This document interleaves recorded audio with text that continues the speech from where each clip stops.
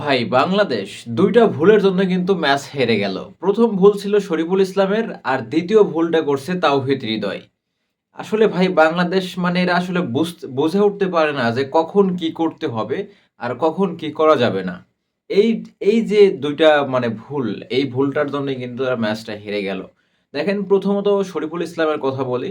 শরীফুল ইসলাম খুব ভালো বোলিং করতেছিল। শুরু থেকেই খুব ভালো বল করেছে শরীফুল ইসলাম। কিন্তু ভাই লাস্ট ওভারে এসে ১৯তম ওভারে এসে কি একটা বাজে বোলিংয়ের পরিচয় দিল।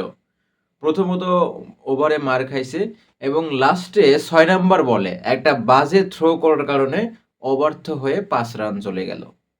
যেখানে লাস্ট ওভারে ১ ওভারে রানের প্রয়োজন ছিল ১৬, সেই রান তিনি নিয়ে আসলো হচ্ছে ১১ তে ১২ তে ১২ রানে নিয়ে আসলো। চিন্তা করেন কতটা লস করেছে শরীফুলের একটা থ্রো। আর দ্বিতীয়ত হচ্ছে তাওহিদ হৃদয়।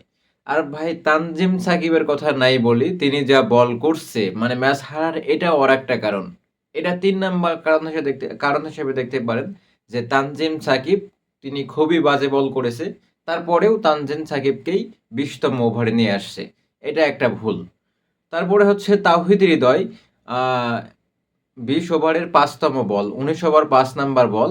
যখন আসলে ১ বলে ২ বলে ২ রানের প্রয়োজন। ১ রান সিঙ্গেল নিছে, নেওয়ার পরে বলটা যদি তাওহিদ হৃদয় থ্রো করে, তাই কিন্তু ২য় নাম্বার বলে সিঙ্গেল নিতে পারে না।